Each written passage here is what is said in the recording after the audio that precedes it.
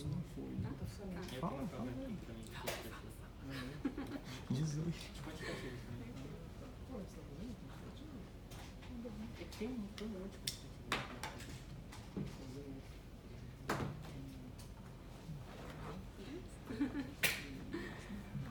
Boa tarde a todos, sejam todos muito bem-vindos ao nosso 5º encontro do Contigov. Nós hoje teremos a presença da Célia, daqui a pouco eu apresentarei a Célia. Antes disso, eu só gostaria de fazer uma breve apresentação do grupo. O Contigov é um grupo de pesquisa, Centro de Estudos em Contabilidade e Governo, vinculado ao Departamento de Contabilidade Atuária da FEA USP. A nossa missão é produzir e difundir conhecimento sobre a geração e divulgação da informação contábil para a tomada de decisão e a contabilidade no setor público.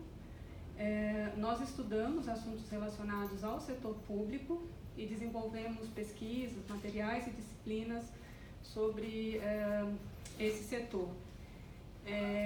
O foco de atuação é nas normas brasileiras de contabilidade, convergidas às normas internacionais de contabilidade, mas sempre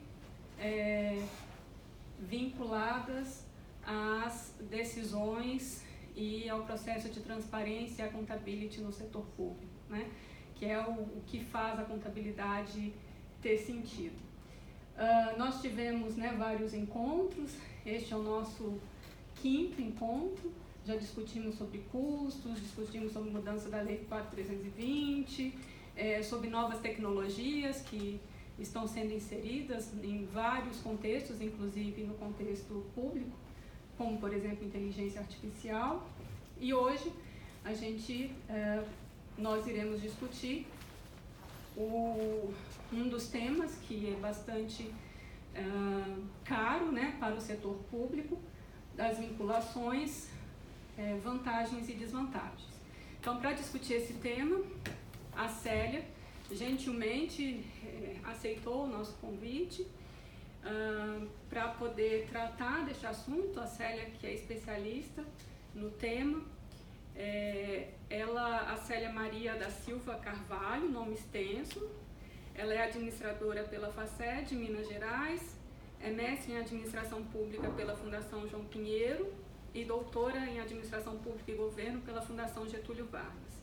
É professora do programa de mestrado profissional em Direito da FGV São Paulo, é chefe da assessoria de políticas fiscal, orçamentária e financeira e assessora parlamentar nacional, ambas na Secretaria da Fazenda e Planejamento do Estado de São Paulo, Cefaz. É presidente do Grupo de Gestores das Finanças Estaduais. E além disso, a Célia é minha amiga. Conhecemos durante a Célia estava no doutorado, eu no pós-doutorado na FGV, e é uma das grandes alegrias que a gente tem na vida, né? Esses grandes encontros que a gente tem, e desde lá, sempre discutindo finanças públicas, né? E como que a gente consegue melhorar a gestão dos recursos públicos em todos os entes públicos, em especial nos entes subnacionais. Célia, seja muito bem-vinda, muitíssimo obrigada pela sua disponibilidade e entusiasmo em estar aqui conosco hoje. A Célia, ela está aqui quietinha, mas ela não é quietinha, então a gente já combinou, nós teremos um tempo de 1h30 de apresentação, e durante esse tempo vocês podem ficar à vontade para fazer as intervenções, né, Célia? Para os que estão nos acompanhando pelo IPTV, a possibilidade também de enviar questões pelo e-mail contigov_fe@usp.br. A Maiara, ela estará acompanhando o e-mail e ela será a porta-voz das questões. Então, as questões elas vão ser feitas durante a apresentação. Fiquem super à vontade, né, para poder fazer as intervenções, ok? Célia, com você. Obrigada. Só dar um tempinho o e-mail, né, para quem está acompanhando via IPTV. Então, e-mail contigov_fe@usp.br. Fiquem à vontade para fazer as perguntas.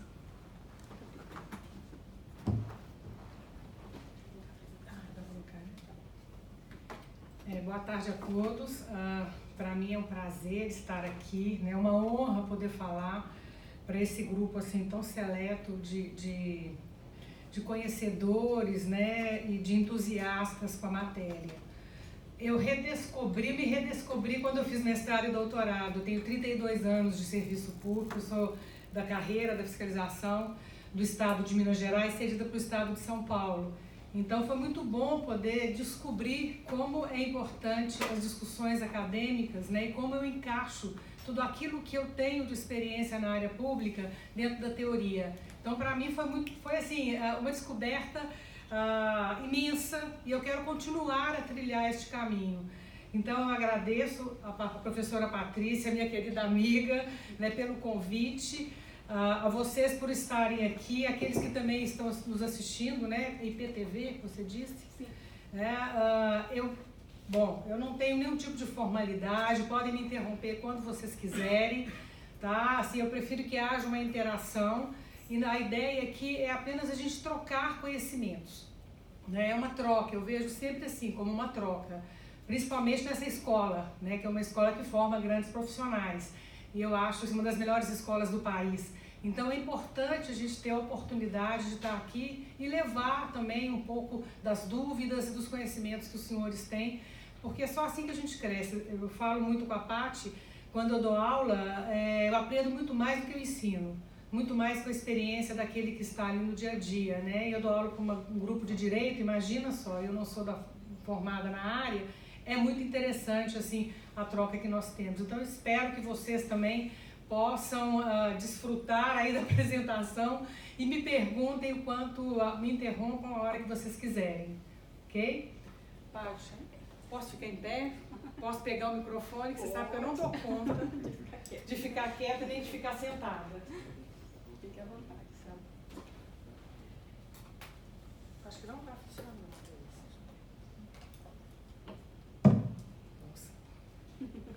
Também falo alto. Se estiver falando alto demais, vocês me falam que eu falo mais baixo, né? Eu tive a felicidade de fazer parte dessa discussão, de ter uma parte de discussão sobre vinculações com uma das turmas da Patrícia. Então eu trouxe um material aqui que foi um pouco mais enriquecido em relação à primeira discussão que foi feita, tá? São algumas reflexões, não existe nada assim decisivo, né? Por isso é que eu preciso dessa construção, porque a próxima vez que eu falar desse assunto, eu estarei incorporando as melhorias, né, que forem colhidas aqui desta palestra. Então vamos lá. Vantagens e desvantagens das vinculações de despesa. É um assunto um pouco complicado, né, gente? Porque vinculação de despesa é algo que foi muito necessário, uma discussão que surgiu a partir da Constituição Federal de 1988. E hoje, falar em desvinculação de despesa é algo que assusta muito aquelas políticas sociais e aqueles, né, estudantes e amantes de políticas sociais que são protegidas por alguma garantia, seja na Constituição Federal, seja em alguma lei. Então, não é uma tarefa fácil. Eu trago aqui, então, como um orientador, a vinculação e o gasto obrigatório, a diferença entre os dois, porque na maioria das vezes não é uma vinculação de despesa, de receita que eu tenho, mas é um gasto ao qual eu não posso também deixar de fazer. Um pouco dos dados da situação fiscal decorrentes, né, dessa vinculação e também desses gastos obrigatórios, são dados mais gerais de governo federal e dos governos subnacionais. Os graus de rigidez orçamentária que foram classificados, existem vários trabalhos que tratam disso já publicados, né, e classificaram esses graus de rigidez em 6, a gente vai falar um pouco sobre cada um deles, né, os efeitos desses graus de rigidez nos orçamentos dos governos subnacionais e até um pouco também alguns resultados do governo central, as regras fiscais, as vinculações e os gastos. Quer dizer, eu tenho regras para seguir, eu tenho um orçamento vinculado, eu tenho gasto que eu preciso cumprir. Como é que eu lido com tudo isso dentro de um governo? A DRU e a DREM, né, que foram tentativas, né, de se terem mais recursos livres nos orçamentos para os governos para aplicar em outras políticas públicas e algumas reflexões sobre vantagens e desvantagens. Só para deixar claro, nós temos dois tipos de gastos aí. A vinculação, naquela que eu tenho uma lei, que eu tenho algo previsto na Constituição, que determina que parcela da minha receita será direcionada para alguma finalidade. Então, eu tenho vinculação de saúde, vinculação de educação, eu tenho fundações, eu tenho percentual da minha receita que eu tenho que pagar precatório. Então, são algumas coisas que estão previstas na Constituição ou em leis. E o gasto obrigatório, que eu trago dois grandes exemplos, que é dívida pessoal, em que eu ainda tenho um certo poder, né, de discricionariedade em relação a esses gastos, em que eu posso reduzir, né, em algum momento, que eu posso exercer um certo controle, que seria mais fácil até de trabalhar do que a própria vinculação entre si. Mas isso não quer dizer que um ou outro são menos importantes dentro de um orçamento como um todo. E trago algumas perguntas que eu acho sempre importante a gente refletir em relação a essas perguntas sobre a questão de vinculação constitucional e legal. Quer dizer, qual é o propósito de uma vinculação de receita? Por que isso surgiu com a Constituição Federal de 1988 de forma mais abrangente? Né? A que se presta esse tipo de vinculação? O que tem? Qual é a relação entre o engessamento orçamentário e a vinculação de receitas? Como é que isso trava o meu orçamento no dia a dia, no governo subnacional? E a situação fiscal dos governos? E os planos de ajuda que foram, né, propostos pela União aos governos subnacionais, foram capazes de dar a esses governos uma situação fiscal melhor para que eles pudessem destinar mais recursos para políticas públicas, sem se preocupar com aquilo que já estava vinculado, sem se preocupar com aquele gasto obrigatório? Uma outra pergunta também que eu trago para que nós precisamos pensar e precisamos responder ao final da exposição, todas elas. A vinculação constitucional tem impedido a administração pública de investir em outras políticas públicas? Não sei. Como é que é essa experiência em outros países? Como é que isso funciona? Quer dizer, será que o meu orçamento está tão engessado a ponto de que eu só posso atender aquilo que está previsto na Constituição? Ou é a situação fiscal dos governos a grande vilã? Nós temos que saber o que impacta mais, né, para o gestor hoje. A DRU e a DREM, que desvinculação de receitas da União, desvinculação de receitas para estados e municípios, essa mais jovem do que a primeira, tem cumprido o papel de aumentar a flexibilidade do orçamento, porque no momento em que os governos se viram com a corda no pescoço, sem terem recursos para continuar, né, a sua execução, vieram aí duas grandes folgas, né, algumas desvinculações de receita, mas até que ponto essas desvinculações, elas realmente geram uma flexibilidade? E, por fim, algumas pequenas reflexões sobre todo este contexto, né, que nós colocamos de vinculação, de gasto público, de situação fiscal. Tá?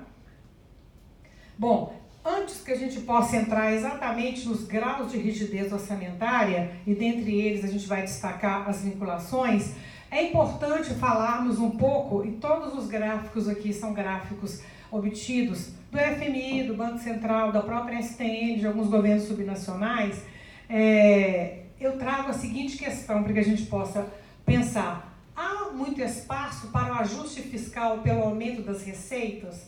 Se eu tenho hoje uma vinculação no meu orçamento, se eu não tenho hoje uma flexibilidade para executar o que eu preciso, eu posso tributar mais para que eu possa ter mais receita?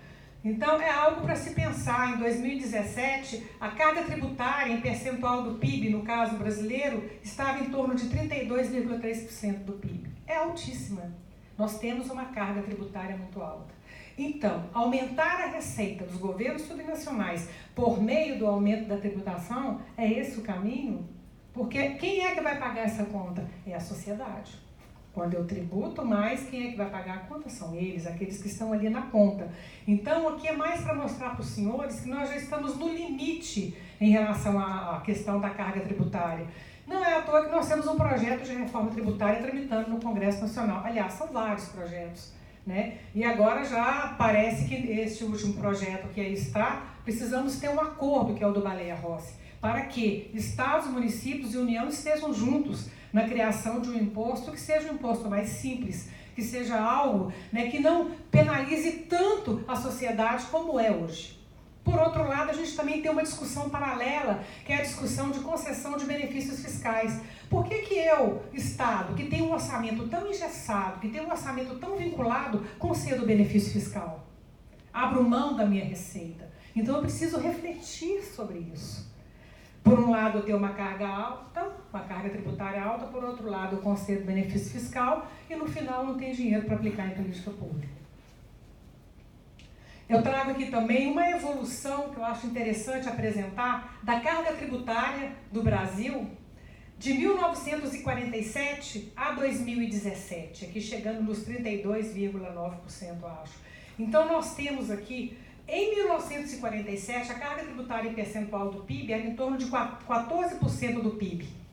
Nós tivemos, então, fazendo como um ponto de referência a Constituição Federal de 88, que foi uma Constituição, né, mais considerada por muitos aí, que dizem cidadã, que ampliou a questão dos serviços para a sociedade como outro. Nós tivemos aí toda essa ampliação a partir da Constituição Federal, mas, em contrapartida, qual foi a receita que nós, né, obtivemos para dar conta de toda essa ampliação que nós fizemos a partir da Constituição Federal? Foi por meio da tributação, do aumento da carga tributária.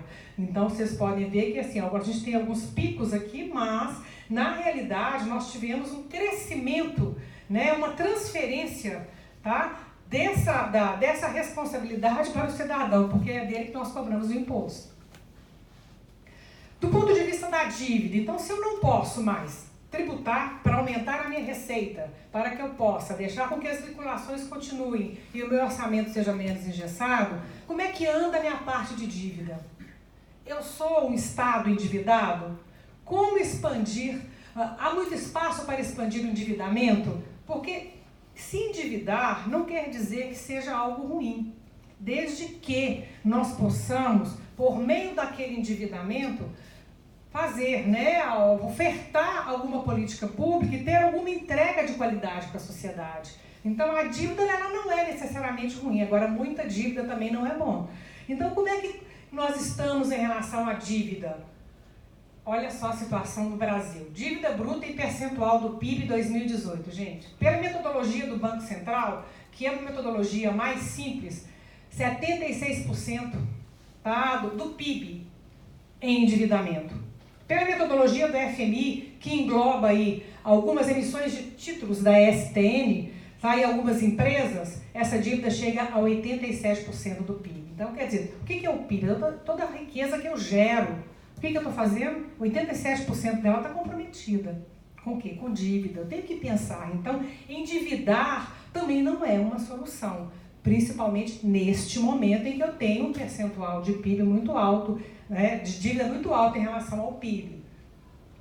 Fazendo um comparativo entre o Brasil e os países emergentes, né, o Brasil está aqui só atrás do Egito, pelo amor de Deus, olha os outros países aqui. Então, quer dizer, nós temos que tomar cuidado em relação a essa questão. Todos ouvem falar, né, os estados estão endividados, a União está endividada. Tudo isso faz com que a dívida eu tenho que pagar juros, encargos. E isso representa um percentual do meu orçamento. Isso é gasto obrigatório.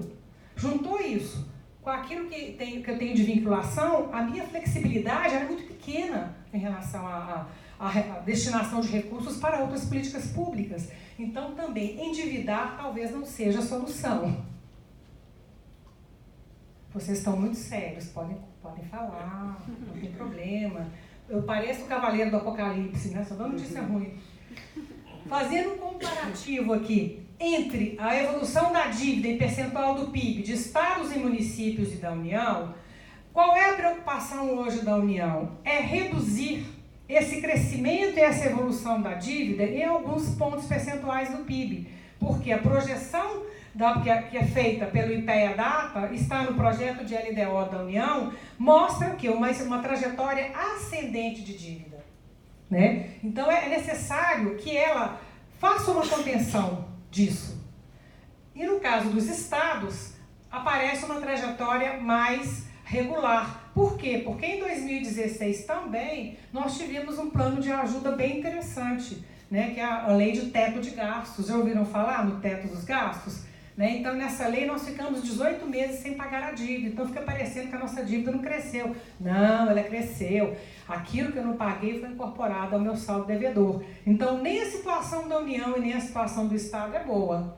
Por quê? Porque se eu tenho uma dívida alta e eu preciso pagar por ela, eu preciso tomar cuidado com outro indicador que é extremamente importante, que é o superávit primário. Será que eu estou gerando superávit primário? Eu, governo federal, e eu, governo subnacional? Isso é extremamente importante, né? Porque se eu não gerar superávit primário, eu vou ter recurso para pagar juros em encargo de dívida? Não. Então, o que acontece? Aquilo incorpora meu saldo devedor. Então, a trajetória ela é crescente. Falando em resultado primário, a União tem feito um esforço de redução desse resultado primário, e a ideia é que, a partir, né, de 2022, ela já comece a sair dessa trajetória iniciada em 2014 de geração de déficit. Porque de 1998 a 2013, o que se tem são gerações de déficit, de superávit primário pelo governo federal. Só que, a partir de 2014, houveram aqui uma geração sucessiva de déficits primários. Então, quando isso acontece, é que eu não tenho recursos suficientes, né, nem para pagar aquilo que eu já tenho de primário, de despesa primária dentro do meu orçamento. Então, hoje, a preocupação com reformas, seja a reforma da Previdência, reforma tributária, ela tem esse sentido, tá? Conter essa trajetória, tá? Aqui, crescente de déficit. Nós temos que passar a gerar superávit, gente. Nós não temos que gerar lucro, não, mas também a gente não pode ficar gerando prejuízo, tá? E como é que é a situação no caso dos governos subnacionais? Estados, não municípios, estou falando de estados. Nós temos 13 estados da federação entre 2017 e 2018 que geraram superávit, que são esses aqui. O estado de São Paulo é um estado que gerou em torno de 6,28 bilhões de superávit em 2018. E por que, a minha conta o que é repassado ao governo federal é apenas 2 bilhões e 100 para ajudar no comprometimento ali e na consolidação nacional das contas? Porque quando há consolidação nacional das contas, eu vou juntar o déficit do governo federal com o superávit dos governos subnacionais ou déficit, para gerar o superávit ou déficit nacional. Então, os estados, na realidade, eles colaboram para reduzir o déficit da União, porque eles geram superávit e não geram mais superávit em função de alguns estados, os estados do Sul e alguns estados do Nordeste, à exceção de Alagoas e Paraíba. Os demais estados geram o quê? Déficit. Então, essa conta superavitária dos estados, que São Paulo contribui com 6,28 bi, quase que 1,6 bilhões de dólares, ela é reduzida a 2,100 bi. Por quê? Porque eu tenho que deduzir esse déficit aqui, gerado por outros estados. Por isso, esses grandes programas de socorro e ajuda do governo federal aos governos subnacionais. Em termos fiscais, o Estado de São Paulo que está em melhor situação financeira atualmente do que outros estados? Situação razoável. Não, ele é o que está melhor. Por exemplo, você quer ver um exemplo curioso aqui? O estado de Minas Gerais, por exemplo, ele gera um superávit de 301 milhões, mas é um estado que está com dificuldades financeiras de colocar as contas em dia, que tem pago os servidores com atraso. O estado de São Paulo não tem isso. Tá? O estado de São Paulo está fazendo o dever de casa. Sempre fez, inclusive ele é referência aí para outros estados. Okay? Bom, só um minutinho. Quando vocês forem fazer as questões, eu vou tentar ficar atenta, porque eu estou ouvindo aqui a Célia e olhando ao mesmo tempo para vocês. Por favor, o Luciano vai passar o microfone para vocês, porque como está sendo gravado, então quem não está aqui também pode ter a oportunidade de ouvir a pergunta e a resposta. E vocês, por gentileza, poderia só se apresentar brevemente, nome e instituição, por favor, tá? Obrigada. Quer se apresentar? Adriano. Adriano.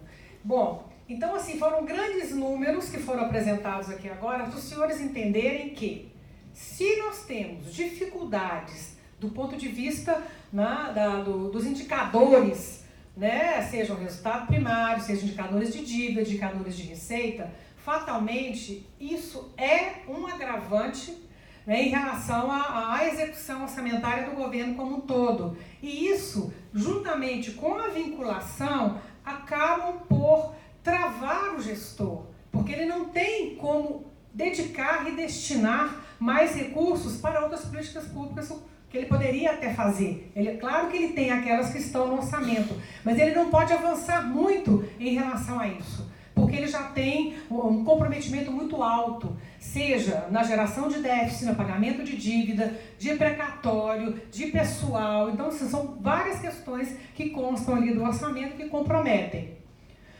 E aí, nós vamos destrinchar agora quais são esses graus de rigidez orçamentária em que as vinculações constitucionais fazem parte, né, que são denominadas as despesas obrigatórias.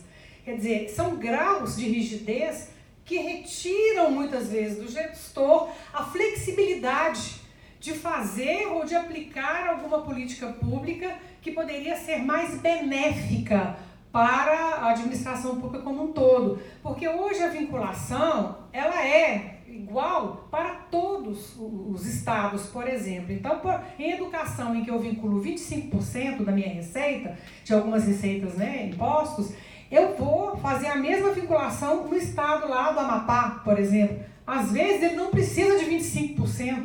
Então, assim, essa é uma das questões que precisam ser revistas no caso da vinculação.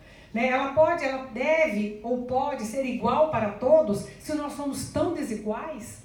Né? Nós somos desiguais. Às vezes eu preciso investir mais em segurança aqui, mas eu não posso porque eu estou com um orçamento travado.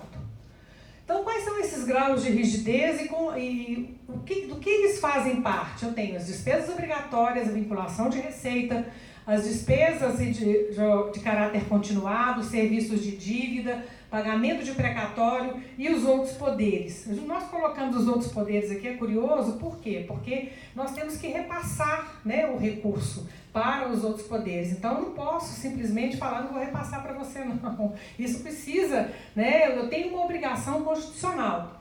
Então, o primeiro, repasse obrigatório. Esse, eu nem coloco a mão nesse dinheiro, que são as transferências constitucionais e legais. Então, por exemplo, no caso do governo federal, parte da arrecadação do IPI, parte da arrecadação do imposto de renda formam um bolo que vai ser repartido entre estados e municípios a título do Fundo de Participação dos Estados, Fundo de Participação dos Municípios. Então, é algo que o governo federal não tem como falar, eu não vou passar. A gente pode até não ter ali acesso claro ao cálculo como é feito, por exemplo, todo esse conjunto, mas que o recurso é repassado, não tem como. Uma outra questão aqui são as vinculações de receita, que criam uma obrigação de aplicação mínima. Então, se tem duas que todos vocês conhecem. Saúde, 12% para os estados, 15% para os municípios. Educação, 25% para os estados. Tem estados, como é o caso do estado de São Paulo, que a Constituição Estadual fala em 30%. Né? O estado do Rio de Janeiro também era assim, mas já mudou a Constituição Federal Estadual e passou para 25%.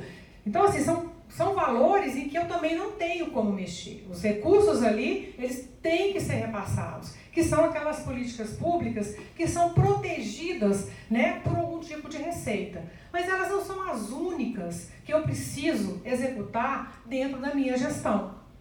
Eu tenho as despesas obrigatórias de caráter continuado, pessoal ativo e inativo. Vocês sabem que na questão do inativo nós temos o problema previdenciário, por isso é tão falada a necessidade da reforma da Previdência, porque a despesa com o inativo cresce numa velocidade imensa. Nós temos, sim, muitas concessões, né, assim, favoráveis aí de aposentadorias especiais, principalmente para a área pública. Eu sou servidora pública, eu sei disso, isso existe mesmo, então não tem como conter esse tipo de despesa, por isso é necessário a reforma. E no caso do pessoal ativo também, eu preciso pagar. O que eu posso fazer? Que tipo de gestão eu tenho?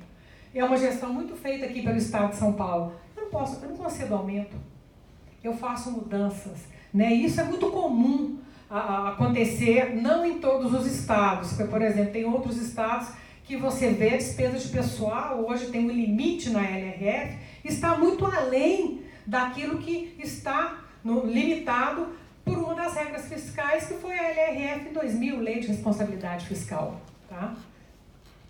Outro tipo de grau de rigidez é o serviço da dívida. Eu não posso deixar de pagar a dívida.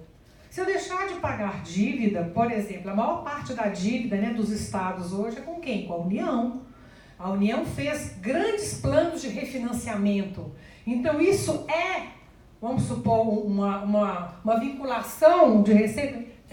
Claro que é, porque eu tenho que separar ali, ó, 13% da minha receita corrente líquida para pagamento da minha dívida, né, juros e encargos. Eu tenho que separar este valor. E se eu não pago isso, o que acontece? A União tem essa prerrogativa porque isso está na Lei 9496 e ela tem que ter também algum tipo de penalidade, porque senão ninguém paga. Você não vai pagar, não? Se você não pagar, então o que está escrito lá? Vamos travar as operações de crédito em andamento. O que mais está escrito lá? Vamos segurar suas cotas de FPE. Vocês não devem ter ouvido porque vocês são jovens, né? Mas Minas Gerais declarou, na época do Itamar Franco, a moratória da dívida. Disse que simplesmente não iria pagar mais a dívida, porque considerava a renegociação feita em 1996 uma renegociação não favorável para os governos subnacionais. Moral da história, o governo ficou 6 meses sem receber fundo de participação dos estados. O coeficiente deles é em torno de, acho que é 4,45, alguma coisa. É uma receita que fez muita falta para o Estado à época. Então não tem como você falar, não vou pagar. E eu acho que está incorreto você falar, não vou pagar. Vamos rediscutir quais são essas condições e rediscutir quantas vezes forem necessárias. Pagamento de precatório também. Pagamento de precatório é um problema muito sério, porque nós sabemos que nem todos, né, estados têm assim, esse pagamento regular dos precatórios. Então isso faz com que os montantes de dívida de precatório, porque hoje precatório é considerado dívida, né, classificado como dívida, né, professora? Como dívida nos balanços, o precatório. Então, assim, eu não posso deixar de pagar. O que fala a emenda constitucional 99? Ela determina que eu pague o meu estoque de precatórios até 2023. Então, por exemplo, no caso do Estado de São Paulo, ano passado, apresentou ao Tribunal de Justiça um plano de precatórios mostrando o quanto iria pagar de precatórios por ano até quitar esse saldo. É uma reforma também que precisará ser feita outra. Isso é vinculação? É vinculação, gente. É uma aplicação mínima da minha receita. Então é algo também que me engessa muito, mas é algo que eu preciso fazer. Oriundos dos precatórios, muitas vezes, de contratos mal feitos, né? Sejam eles precatórios dos próprios servidores públicos, sejam de contratos. E os outros poderes também, que em muitas vezes estão desenquadrados dos limites da LRF, em algumas vezes estão. E até também não estão cumprindo o teto de gastos. Recentemente a União soltou um relatório que mostra como que eles não cumpriram o teto dos gastos, porque eles têm limites ali também a serem obedecidos. E nós, do Executivo, o Poder Executivo, ele não tem a prerrogativa de não repassar o recurso para os outros poderes. E eles são independentes. Né? O máximo que nós podemos fazer é limitar empenho quando há frustração de receita. Mas isso é uma coisa complicada também, porque nas LDOs, que são as leis de diretrizes orçamentárias, nunca está claro qual vai ser o procedimento de limitação de empenho por parte do Estado, que é o seguinte: olha, a partir de agora não vamos pagar mais nada, não vamos empenhar mais nada, porque não temos dinheiro. Né? É uma situação um pouco complicada. E como é que esses graus de rigidez impactam aí as despesas dos estados como um todo? Fazendo uma avaliação da receita primária dos governos subnacionais de 2015 a 2017, nós tivemos um crescimento aqui da arrecadação própria dos estados. Quer dizer, pequeno, mas houve, né? Em detrimento de uma redução aqui das transferências, das receitas de transferências. Isso é um problema para aqueles estados que dependem altamente de transferências do governo federal, principalmente os ex-territórios. Nós temos estados que dependem quase 60% de transferência e arrecadam muito pouco, né? Então, quando você tem uma arrecadação que não é tão expressiva em termos de crescimento, ou aqueles que recebem transferências, eles não recebem tudo aquilo que tinham programado, você vai ter dificuldade. A vinculação vai pesar. O gasto obrigatório vai pesar também, tá? Aqui é só para vocês terem uma ideia dessa dependência de recursos do governo federal. Nós temos estados aqui que arrecadam aqui 28%, tá? Os impostos próprios em relação à receita total, que são Acre, Roraima, Amapá, Tocantins. Então são estados que têm pouca arrecadação própria, né? Outro instituto que é discutido aí é muita questão da guerra fiscal, né? Do benefício fiscal. É onde eu abro mão de receita. Se eu abro mão de receita, eu dependo cada vez mais de transferência. Vocês concordam comigo? Então, eu tenho tantos estados que 75% é arrecadação própria, no caso de São Paulo, Paraná, Santa Catarina, Goiás, né? Como outros estados aqui, como Minas Gerais, que esse percentual está entre 59% e 68%. E aqueles menos favorecidos, em que o desenvolvimento para se chegar neles é uma coisa mais complicada. Por isso, na maioria das vezes, eles precisam conceder o benefício fiscal. Eu não estou justificando que eles têm que fazer isso, tá? Porque você concede o benefício fiscal, né, com qual objetivo? De que aquele benefício irá atrair empresas para o seu estado e o seu estado irá desenvolver socioeconomicamente mais rápido. Agora, quem mede isso? Quem mede? Né? Então, existe hoje, tá, professor? Quer perguntar? Não, a minha pergunta era nesse sentido. Se tem alguns estados, se tem algum estudo que mostra quais são os estados que concedem benefícios em uma proporção em relação à disponibilidade de receitas, né? Se tem alguma medida, porque a gente tem estudos na União que mostram parcialmente qual é o valor dos benefícios fiscais, né? Você não tem toda a medida dos benefícios fiscais.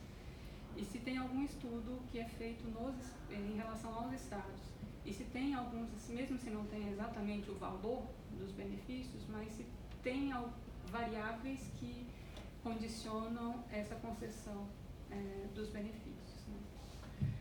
Ótima pergunta, professora. Então, a LDO, quando ela é encaminhada, tá? Seja a Assembleia, seja a Câmara, seja o Congresso Nacional, ela precisa constar detalhadamente quais são os benefícios fiscais que foram concedidos pelo Estado, tá? O próprio site do Conselho Nacional de Política Fazendária, CONFAS, do qual eu faço parte como presidente do grupo financeiro, do GFIM, nesse site ali, a partir da Lei Complementar 160, que é uma lei de 2016, eu acho, nós, estados, somos obrigados a depositar os benefícios que foram feitos. Por quê? Existe um órgão que regula a concessão de benefício fiscal no país, que é o CONFAS. Então, os benefícios fiscais, eles precisam ser aprovados pelo CONFAS. Nós teremos reuniões quinta e sexta-feira agora para tratar de uma série de propostas de convênios de benefícios, né? Então, existe lá todos os benefícios depositados. Hoje, existe por parte dos tribunais de contas um olhar diferenciado em relação a isso.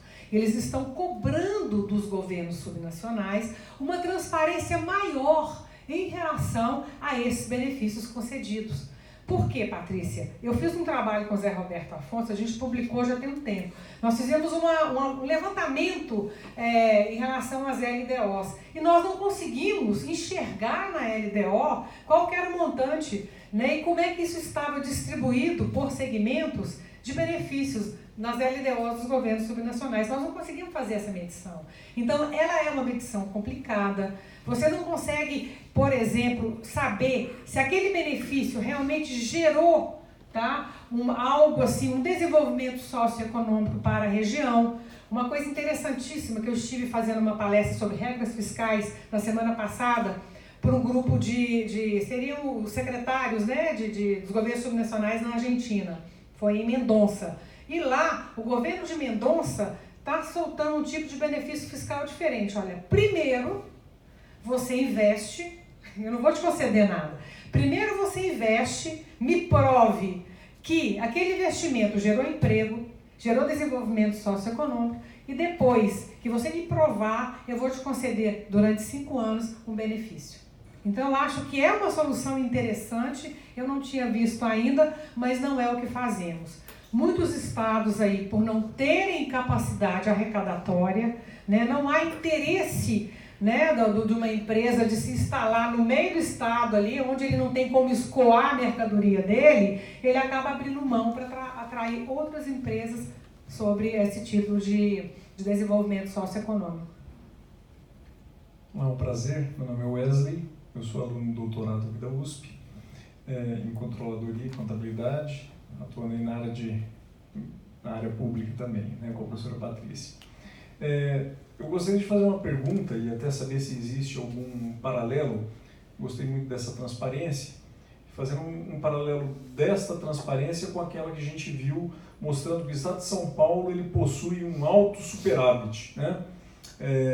Então, assim, o quanto que este superávit do Estado de São Paulo é fruto da alta arrecadação ou da eficiência do Estado em realmente fazer a lição de casa? Porque se eu tenho um alto poder de arrecadação e de receita, ou seja, se sobra recurso, é muito mais fácil de você fazer a gestão quando você vive num orçamento apertado com pouca receita, como no estado do Acre, né? Então, obviamente, como indústria, ela vai sempre olhar a logística, a facilidade de se instalar, por exemplo, em São Paulo, pelo poder consumidor e uma série de fatores, do que instalar, por exemplo, no Acre. E isso faz com que seja um estado, e estou citando o Acre apenas ali por conta de ser um dos estados deficitários, né, um dos 4 ali. Então, assim, o quanto que realmente, se existe algum estudo que mostra o quanto é eficiência do governo ou o quanto é, na verdade, o benefício de uma alta arrecadação? Existe sim. É claro, é o Estado, né, onde aqui as coisas acontecem. Né? Nós somos praticamente o motor deste país. Né? O Estado de São Paulo tem sim uma arrecadação de ICMS, assim, e é na arrecadação total até maior do que alguns países. Eu acho que maior do que a Argentina, do que o Chile, do que a Austrália.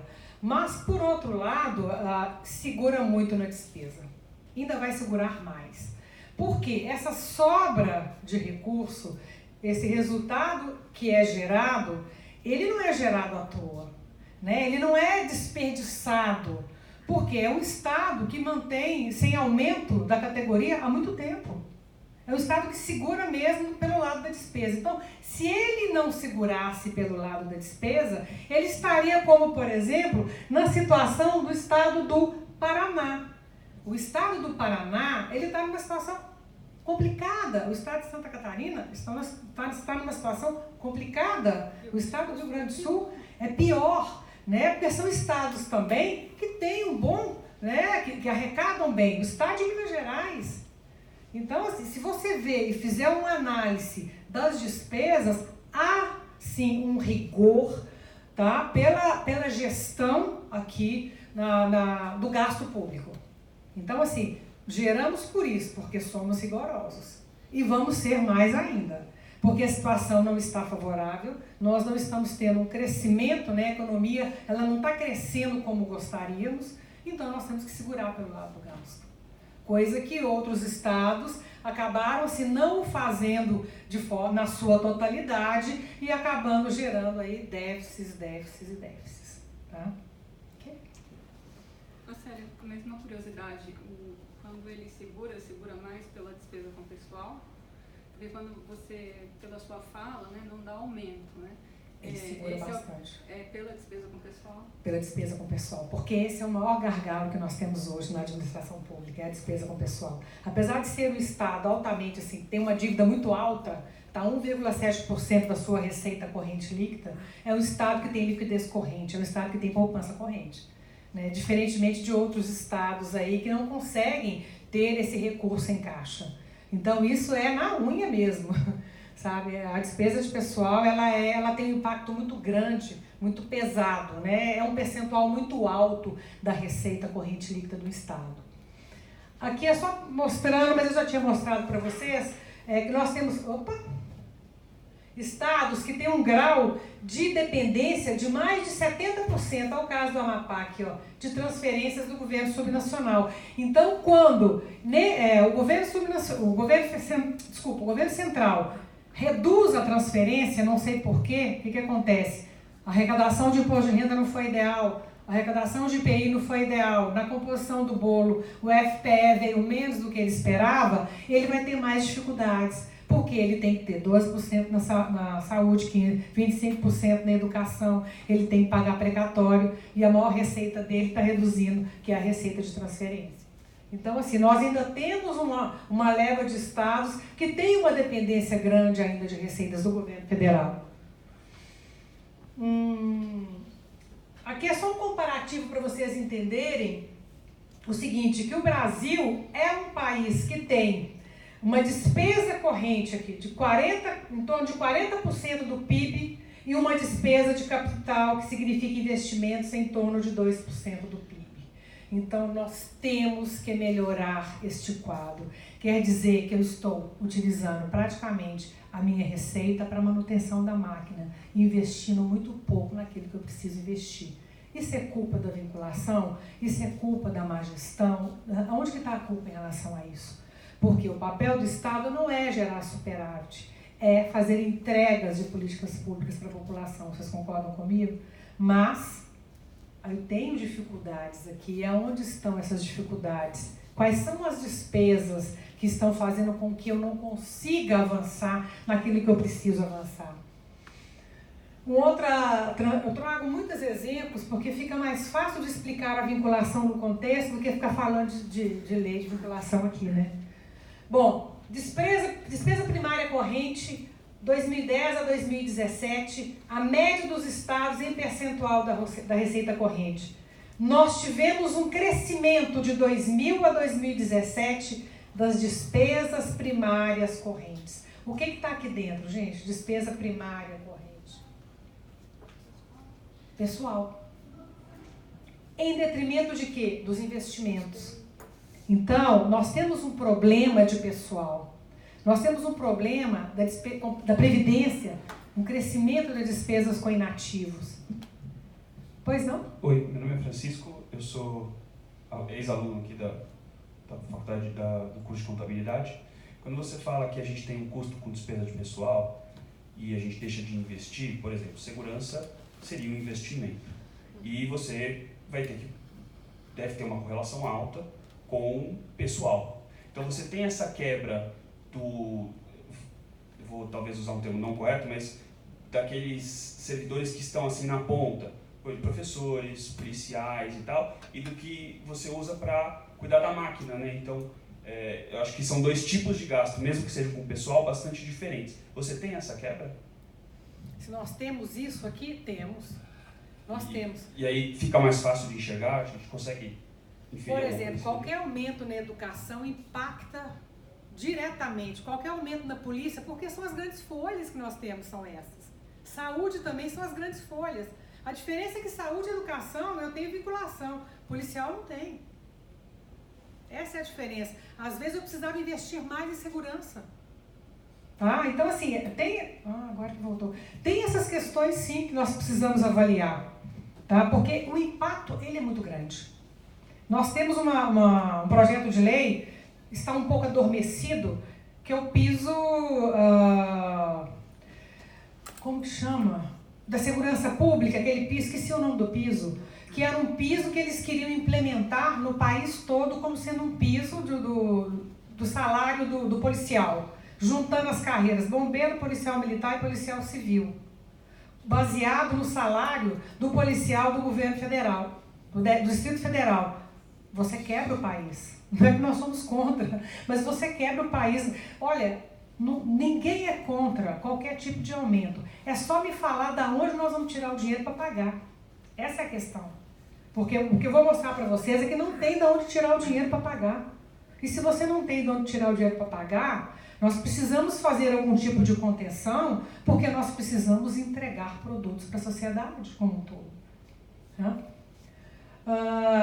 Aqui também mostra uma coisa interessante, para vocês terem uma ideia, eu acabei de falar. Índice de rigidez, despesas correntes, e aqui nós temos manutenção da máquina pública, né? Água, luz, telefone, da administração pública, aluguel, tudo aqui dentro.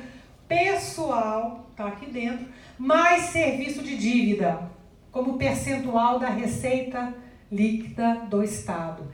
Eu tenho estados como Mato Grosso do Sul, Minas Gerais, Rio de Janeiro e Rio Grande do Sul, em que a soma das despesas correntes e do serviço da dívida, ela é maior do que 100% da receita líquida, gente. Não é possível. Não tem como um estado desse sobreviver e fazer entregas para a população. Não tem como, porque ele está com o orçamento dele todo comprometido. As despesas de vinculações estão aqui dentro, saúde, educação, está tudo aqui dentro, ó. Todo mundo aqui. Junto com a dívida, mais de 100% da receita líquida. E aí? Vai fazer o quê? Né? Temos que pensar, estamos com crise de identidade.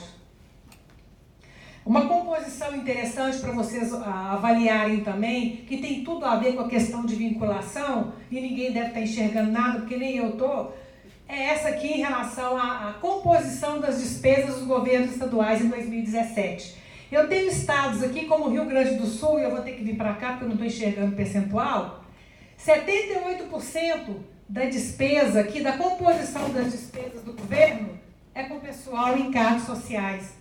78%. Pessoal em cargos sociais. Custeio, que é esse laranja aqui, para manutenção da máquina pública, 18%. Serviço da dívida, 4%. Investimento, 2%. Tem alguma coisa errada nessa conta. Né? Então, como é que pode a composição da despesa de um Estado ser quase 80% só para pagar pessoal? E o Estado está investindo o quê? 2%.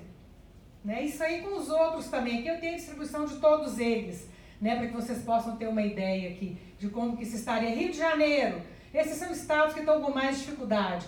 67% pessoal, 37% custeio, 3% serviço da dívida, 2% investimento.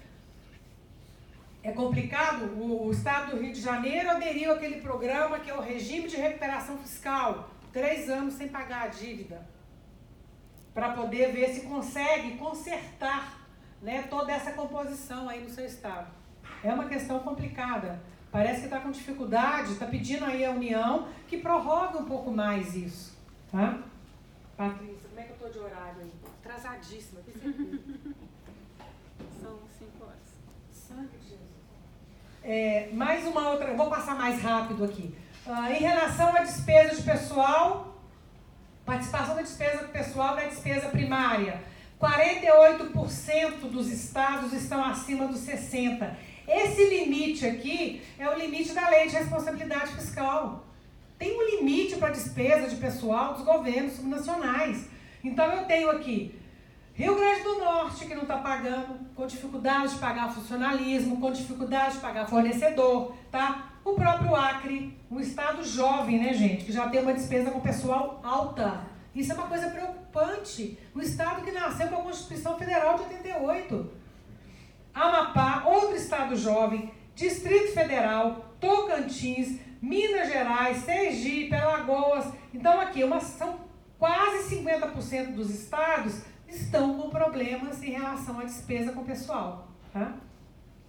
Crescimento real dos custos. A média, tá, de crescimento de 2011 a 2017 de 31,58%. Então tem aumentos de categorias aí dentro que impactam demais.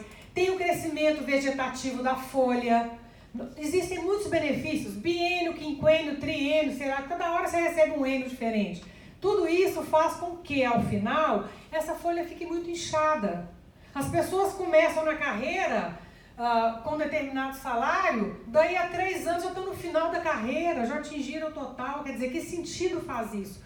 Há que se rever essas políticas dentro da administração pública como um todo, tá? Aí eu só peguei um dado mais atualizado da despesa bruta de pessoal no primeiro quadrimestre de 2019. Esse está fresquinho. Nós publicamos aí o relatório de gestão fiscal em abril, né? Foi abril que nós publicamos. Isso mesmo. Aqui, ó. Vamos fazer um comparativo para ver. Os estados aqui, Amapá. Isso aqui é o comparativo entre ativo e inativo. O que eu quero dizer com isso? Eu tenho estados em que mais de 40% da despesa é despesa com inativo. E o que eu faço com o inativo? Eu não tenho como mudar isso. Eu não tenho como mudar. Porque aquele que está aposentado, eu não posso nem querer que ele morra, porque se morrer eu vou pagar pensão, então eu vou ficar do mesmo tamanho. Né? Então, na realidade, essa é uma despesa preocupante. Ela é crescente. Muitas aposentadorias especiais, muitas aposentadorias que poderiam ser postergadas para que a pessoa ficasse contribuindo mais na administração pública como um todo. Então, por isso essa reforma da Previdência é necessária, ela não vai resolver o problema de imediato. Nós iremos precisar de mais reformas em função disso, por conta desse crescente aumento aqui, tá, da despesa de inativos em relação à despesa dos ativos. Então, eu estou aqui com 1 por 1. É complicada essa situação, essa relação tem que ser maior. Eu tenho que ter mais ativos trabalhando até do que inativos, tá? Então, fazendo aqui um resumo entre receita e despesa vinculada, eu tenho 12% de saúde para Estado, 15% para município, tá? Isso aí foi definido em 2012, a partir da regulamentação, tá, de um artigo da Constituição Federal de 88, que a emenda constitucional 29 falava que você tem que destinar recursos em saúde. Temos aí a questão da educação e diversas PECs tornando o Fundeb permanente. Todos sabem a importância, né, que foi o Fundeb aqui para o Estado brasileiro. Do ponto de vista da universalização do ensino, o quanto ele foi importante. O quanto ele levou, né, o ensino para vários locais. Isso foi importante. Depois do Fundef, veio o Fundeb. Qual era o objetivo do Fundeb? Tornar o Fundeb mais assim, qualificável, mais qualitativo. Então vamos melhorar a qualidade do ensino. Em 2020, acaba o Fundeb. Então o que nós temos hoje? Uma série de PECs tornando o Fundeb permanente. É importante o investimento em educação? É importante, todos nós sabemos. Agora, precisamos avaliar a qualidade daquilo que é investido. Nesse aspecto, nós ainda precisamos avançar e muito. Tá? PASEP também nós temos 1% da receita, dívida, fundos de combate à pobreza, vários estados têm fundos, vinculações à ciência e tecnologia, fundo de segurança pública, financiamento de malha rodoviária, fundo de previdência de funcionário, transferência de convênios, pagamento de precatórios. Então, esse cenário não é um cenário fácil. Se você junta aí, tá aí dentro, vinculação e gasto obrigatório, qual era o poder que o gestor tem de aplicar recursos em outras políticas? É complicado, ele não tem. Fazendo uma conta meio grosseira aqui dessas vinculações, por quê? Porque cada vinculação dessa tem um grupo de receitas distintos. Mas aqui, só para a gente ter uma ideia, 12% de saúde, 25% de educação, 1% PASEP, 15% dos outros poderes, 0,8% demais vinculações, 61% no total. Recurso para as demais despesas, 39%.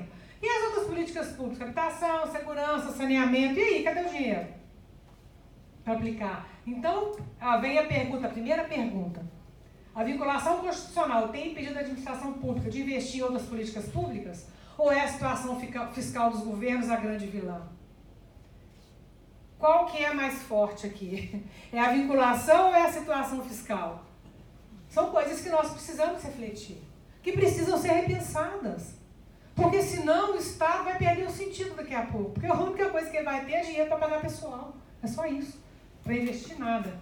Vou andar mais rápido, professor. Não, não é isso não, eu ia fazer pergunta. Pode fazer. Mas será que existe uma conexão, não sei se você já aprofundou nessa temática, mas se a própria vinculação não gera uma situação fiscal pior. Ou mesmo que não uma situação fiscal pior, mas não gera resultados das políticas públicas piores. Assim, por exemplo, o José Tilto ele fez uma tese sobre a transferência do Fundeb. E como há determinações, né, ou seja, você tem que aplicar 60% pessoal e 40% em outras despesas, né? E não necessariamente esses percentuais eles representam a necessidade do ente. Isso pode fazer com que haja um gasto ineficiente. E aí também tem tem uma literatura que trata dessas questões relativas às relações intergovernamentais, que mostram também que quem depende mais de recursos de transferência tem uma despreocupação, porque a população que recebe o serviço não é a que está sentindo a carga tributária maior, e aí, consequentemente, você também tem um gasto que ele não está, um gasto que sem uma preocupação muito grande com a qualidade em termos de entregas, né? Porque a entrega ela pode vir na forma de investimento, ou seja, melhorar a infraestrutura, ter mais hospitais, escolas, mas ela também vem na forma da própria qualidade do serviço. É necessário você ter estrutura e ter recursos para prestar o serviço, mas é necessário você fazer a gestão adequada desses recursos para que o serviço também seja prestado. A minha pergunta é nesse sentido, se essas vinculações, elas poderiam ter efeitos, né, na própria incapacidade de fazer, por exemplo, a gestão da dívida ou da entrega de resultados das políticas públicas, né? Como é que você vê isso nos estados? Né? A resposta é o final da... então tá bom.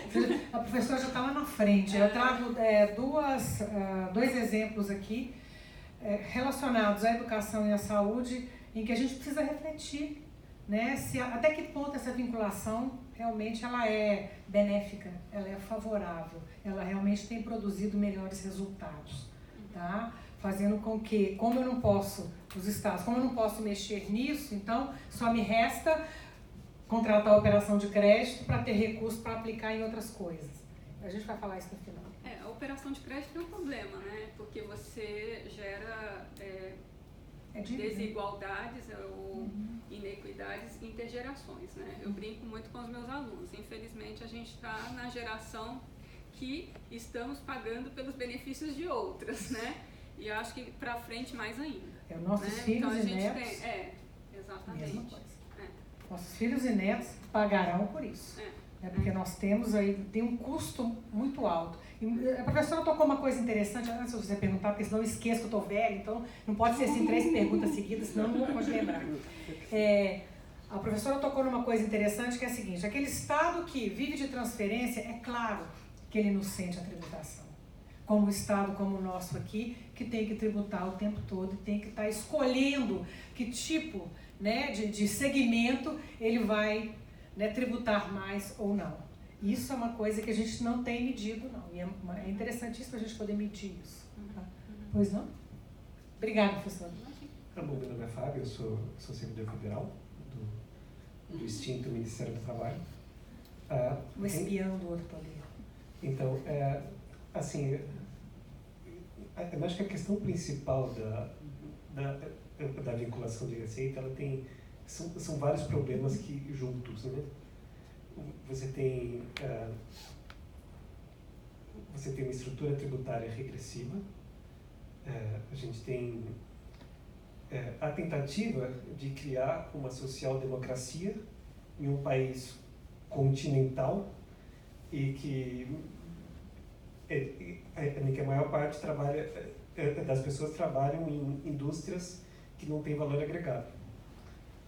E aí, além disso, você tem a questão do populismo, né?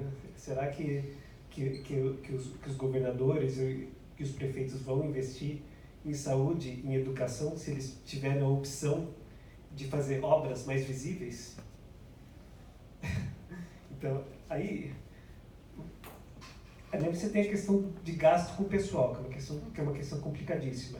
Aí eu coloco mais um problema, que é a questão seguinte, que os servidores, o funcionalismo público, eles são estruturados em carreiras que são muito desiguais. A gente tem no Serviço Federal a diferença entre um agente administrativo e um auditor fiscal é imensa. Você tem cargos em prefeituras que são excepcionalmente mal remunerados, que eles mal chegam no salário mínimo. Aí você adotar uma política que penaliza essas pessoas, porque no todo os gastos com o pessoal são complicados, é difícil. Como que o Estado vê essa questão das diferenças entre as carreiras? Ok. Você tocou numa coisa muito interessante. Obrigada pela pergunta, que foi a questão de que será que se os governadores e prefeitos não tivessem, né, uma vinculação constitucional, uma obrigação e o dever de aplicar em políticas públicas como educação e saúde, eles não ficariam construindo ponte. É interessantíssimo isso, porque obra debaixo da terra não dá voto, só dá voto ou obra em cima da terra. Né? É isso, tanto que eu fui auditora durante um tempo na fazenda em Minas Gerais, e nós fizemos vários trabalhos de auditoria, e um deles era justamente em relação a isso, construção de pontilhões metálicos. À época, o governador foi reeleito em função disso, da construção de pontilhões metálicos. Eu falei, que diabo é isso? Que eu fui lá saber o que era esse negócio, que estava elegendo um sujeito lá, né? Porque ninguém sabia o que era. Gente, ele entregou. Minas Gerais é um estado, assim, onde nós temos várias regiões do país ali dentro, né? Então é um grande Brasil. Então tem uma parte extremamente pobre, né? No norte de Minas, Jequitinhonha.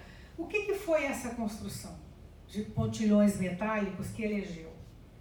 Ajudou a eleger esse governador na época. Entregas de mata-burros. Mata-burros que ele colocou em tudo quanto é pedacinho de terra que tinha naquela região deserta lá. Então, realmente, se não houvesse, e aí essa é uma das vantagens das políticas públicas que são protegidas, tá, por algum tipo de vinculação constitucional. É que, e isso foi pensado na época da Constituição de 1988, nós temos que obrigar esses gestores a investir nessas políticas, porque senão esse país não vai ter educação e nem saúde, e isso é básico. Essa é uma das vantagens. Por um lado, isso é correto. Por outro lado, a coisa foi tão engessada que nós temos que repensar, porque o resultado dessas políticas, eu vou apresentar dois aqui no final. Vocês verão que a resposta da professora Patrícia, que nós temos que rever esses mecanismos anteriores. Eu não sou contra a vinculação, quero deixar claro. Eu só acho que a gente pode repensar isso de outra forma. Existem outros países que trabalham com vinculações. Da seguinte forma, por exemplo, o Canadá, eu acho que é um deles, a Austrália, não sei. Existe um percentual do seu orçamento em que você é obrigado a aplicar em políticas públicas, mas políticas públicas sociais, você, Estado, tem como decidir aonde ser aplicado. Essa maturidade eu acho que a gente ainda precisa alcançar aqui no Brasil. Talvez nós não temos essa maturidade ainda, né, de gestão, para ter a consciência de que nós temos que investir não em ponte que dá voto, não em pontilhão metálico, mas a gente tem que investir em boas escolas, a gente tem que investir, né, em bons hospitais, em bom atendimento, né, numa segurança de qualidade. A gente tem isso, tá? Isso eu acho importante. A outra questão que você colocou é sobre a estruturação de carreiras na administração pública como um todo. Todos nós sofremos com isso. Então, por exemplo, eu tenho dentro da minha equipe lá pessoas que ganham, vamos supor, 10 e pessoas que ganham 1.000. Como é que você motiva aquele que ganha 1.000? É extremamente complicado. Tem que haver uma reestruturação. O Banco Mundial tem um projeto muito interessante que ele apresentou na reunião do CONSAD, que é o Conselho Nacional de Secretários de Administração, e o CONCEPLAN, que é o Conselho Nacional de Secretários de Fazenda, que é um plano de trabalho assim, voltado para a reestruturação das carreiras na administração pública. Isso precisa ser feito. Agora, isso não vai ser feito agora. É uma coisa que precisa ser mudada com o tempo. No âmbito federal também tem projetos lá no Ministério do Planejamento que assim, existe um número medonho assim, de carreiras diferentes no Serviço Federal, que assim, eles estão chegando à conclusão que não dá. Não dá. É impossível você gerir tantas carreiras. É impossível. Ok? Professora, meu nome é Valmir Leôncio, sou do Tribunal de Contas do município. Parabéns aí, eu acho que é um ótimo tema para a gente conversar e falar a respeito da vinculação de despesas. O que eu queria falar, fazer alguns apontamentos assim, que eu acho que são importantes. Primeira coisa assim, que eu acho que é importante, quando a gente fala o Estado de São Paulo, você tem o município de São Paulo, que o município de São Paulo hoje arrecada mais de 60 bilhões, que praticamente é o 7º orçamento da União. Quer dizer, em termos de arrecadação, você tem o Estado, que já arrecada bem, e tem o município também, que arrecada muito. Né? Eu acho que isso aí é um destaque, porque o que leva o Estado de São Paulo a ter esse superávit, no final das contas, tão alto, né? Que é acompanhado pelo município. Né? Com relação aos gastos com o pessoal, o que acontece? Eu acho que nós temos um problema crônico, porque quando ele faz esse levantamento aí, esse levantamento me parece que são as informações passadas pelos governos. E se a gente for pegar esses valores, esses percentuais de gasto com o pessoal, com certeza eles não estão contendo aí, por exemplo, o gasto com serviços terceirizados, que pela lei de responsabilidade fiscal deveria entrar. Se você pegar o município de São Paulo, ele não coloca. Se você pegar outros municípios também não são colocados. Então nós fizemos um levantamento lá na Escola de Contas com relação a gasto com pessoal e nós percebemos que a maioria dos estados e municípios eles não têm serviço terceirizado. Porque se você tiver serviço terceirizado, vai ultrapassar o limite, né, no caso dos municípios, de 54%, vai ultrapassar, né, o executivo. Então, quer dizer, nem é colocado ali, né? E os que não colocam ainda mesmo assim ultrapassam, né? E isso daí é um problema crônico que vem rolando aí há muitos anos. E com relação a gasto com o pessoal, o que eu vi também, né, nesses últimos anos é o seguinte, é que antes da emenda 41, o que acontecia? Você não tinha, né, muitos não tinham um regime de previdência próprio, aí o servidor público contribuía, né, fazia essa contribuição obrigatória, mas o ente, que é o governo, o município, não contribuía com o dobro do que tem que fazer. Então o que aconteceu? Quando começou a emenda 41, que falou, vocês têm que pagar tudo por um regime próprio de previdência, não tinha dinheiro, porque eles não tinham contribuído. Quer dizer, então o culpado aí, no caso, é o servidor público, né? O servidor público ganha bem, não sei o quê, não faz isso, não faz aquilo, aquela coisa toda. E a gente sabe que o servidor público, quando ele virou servidor público, ele virou servidor público por adesão. Ou seja, ele prestou um concurso e ele aderiu àquele tipo de sistema que estava lá. Ele entendeu que tinha que cumprir aqueles requisitos e que, né? Outra coisa, a lei de responsabilidade fiscal, que a gente está comentando aqui, que é o manual de conduta do administrador, ela prevê uma série de coisas que a gente vê que é pro forma. Por exemplo, no caso da renúncia de receita. A gente está falando no caso da renúncia de receita de estados. E os municípios que renunciam à vontade, né? Fica aquela coisa toda e ninguém liga da onde foi esse dinheiro, como é que vai cobrar isso. Então ela fala, vou diminuir despesa. E no final não diminui despesa nenhuma, né? Fez aquele documento dizendo que vai renunciar, aponta por causa da renúncia e tal. Você vê créditos adicionais, a lei orçamentária não tem limite para abertura de créditos adicionais. Tem municípios aí que eu já vi que autoriza créditos adicionais 100%, Quer dizer, a população vai lá, trabalha em cima do orçamento, discute o orçamento, debate o orçamento, depois vem o chefe do executivo e muda todo o orçamento. Quer dizer, então, tem uma série de questões aí que a gente tem que vamos dizer assim, não só adianta uma lei, mas tem que ser um pouco mais rígida com relação aos gestores. Os gestores, eles não fazem nada, foi o que ele falou agora há pouco. Se você desvincular esses valores aqui, o cara para de aplicar na educação e vai aplicar em construção. E quando a gente fala de muitas vezes ali de investimento, o investimento que eles estão fazendo é o pagamento da dívida. Não estão investindo, a gente fala de despesa de capital, e não é investimento, é o pagamento da dívida que foi feito lá atrás, que nem a Patrícia falou, que nós estamos pagando coisa antiga. Se essas coisas anteriores fossem bem feitas e com um custo legal, custo bom, seria ótimo. O pior que não é, super, né?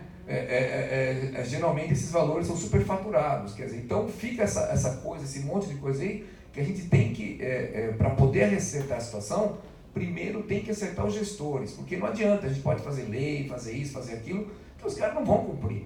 Então isso que dá, é muito legal o levantamento que você está fazendo, mas a gente fica vendo assim, vai, puxa vida, bacana, vamos estudar, vamos ver, se fosse um país sério, mas infelizmente a gente não chega nessa seriedade, mas eu acho que a gente tem que trabalhar nesse sentido aí, eu acho que isso daí é bacana, é a primeira vez que eu vejo uma discussão dessa, parabéns. Obrigada, professor, obrigada pelas colocações importantíssimas. O senhor vai lembrar, nós tínhamos a despesa com serviço terceirizado. A LRF tratou disso. Sim.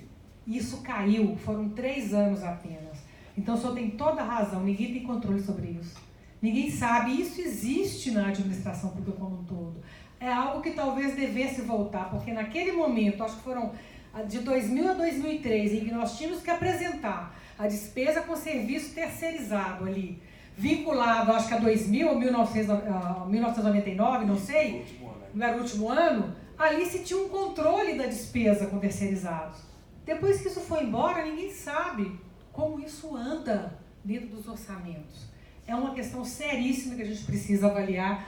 Outra questão que o senhor falou aí em relação à contribuição previdenciária, meu Deus do céu, nós tivemos alguns estados em que se retinha a contribuição previdenciária e o Estado colocava o dinheiro no caixa, não repassava para o Instituto de Previdência. E aí o que aconteceu? O Instituto de Previdência quebrou. Nós temos um problema sério. Eu também concordo que o servidor público, aquele que entrou, que foi concursado, que trabalhou, que contribuiu, ele fez a sua parte.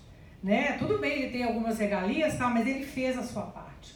Então, nem todo o problema da Previdência é o salário dele. É gestão que nós precisamos melhorar, né, na administração pública. Renúncia de receita, o senhor falou a questão dos municípios, eu tenho que anotar porque senão eu esqueço, né? Interessantíssimo, porque se nos estados nós temos essa dificuldade de medir essa renúncia, nos municípios em que alguns municípios compram pacotes de LDO, PPA e LOA, gente, a situação deles é mais assim, gritante ainda. O Tribunal de Contas ele tem um papel fundamental, porque ele é o controle, é ele que vai conseguir enxergar isso lá na frente. Porque a maioria dos estados, dos municípios, não tem sequer pessoal direito. Eu fiz uma vez um trabalho num município no norte de um estado em que o município empregava a população dele toda. Mas tinha lá o prefeito, a secretária de educação era a prima dele, a de saúde era a da mulher dele, a outra. A situação era essa. Gente, a situação do município era assim, caótica. E nós fomos lá para ver se a gente conseguia ajudá-los a colocar as contas em ordem. Falou, o negócio é só soltar um decreto aí, reduzir um pouco de despesa. Nós tivemos que ser de lá fugidos, porque o decreto fazia com que ele tinha que dispensar algumas pessoas ali, ele tinha que romper com alguns contratos. Então, se nós temos um problema sério nos estados, os municípios, então, a coisa é pior, porque não tem controle e muitas vezes não tem capacidade técnica, né, professor, em relação a isso. E a questão das leis, eu tenho uma transparência que eu vou falar sobre isso. Não é por falta de regra fiscal que esse país não vai para frente. É porque nós precisamos cumprir as regras que aqui estão, né? E a questão de regras fiscais, a adoção de regras é uma coisa normal, gente. Todos os países fazem isso, regras de balanço, de dívida, de despesa, de receita. Isso eu estou trazendo aqui para vocês mais ou menos um percentual de países que adotam esse tipo de regra. Então isso é uma coisa que é comum. O Brasil está dentro dessa lógica aqui. Mas, meu Deus do céu, por que nós não estamos cumprindo isso? Nós precisamos mudar. E o professor fala com muita propriedade a gestão. Né? A professora fala, você é muito de gestão. Eu sou de gestão mesmo. Adoro essa parte de gestão. E a gente está querendo medidas que sejam comparáveis. Né? Ah, com certeza. Vamos escrever sobre Nós, isso. na contabilidade, Célia, a gente trabalha para isso.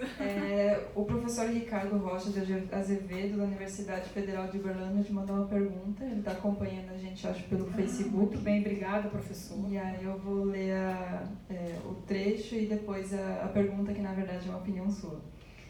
O Ministério da Economia, Paulo Guedes, divulgou em março de 2019 a intenção de enviar uma proposta de emenda constitucional ao Senado para, abre aspas, mudar o chamado do Pacto Federativo, acabando com as despesas obrigatórias e as vinculações orçamentárias, fecha aspas.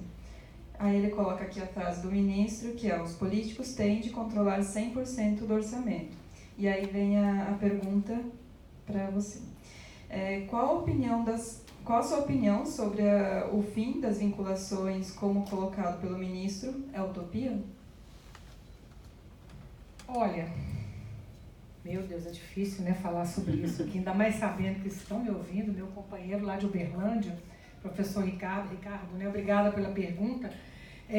Não é uma tarefa fácil você mudar uma Constituição, e principalmente nós temos assim as duas bancadas da saúde e da educação muito fortes no Congresso Nacional.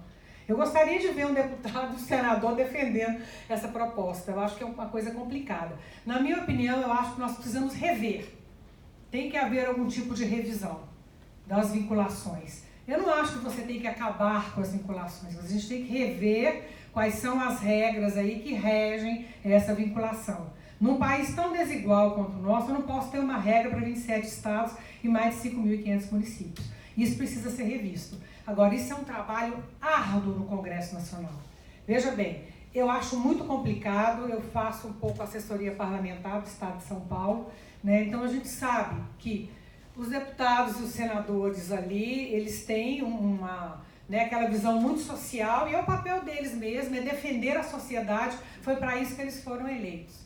Então, como é que eles vão? Eu não entendo assim, eu não vi esse pacote ainda, eu não estudei esse pacote ainda a fundo, como é que eles vão conseguir desvincular, tá, todo o orçamento da administração pública? Eu não sei como.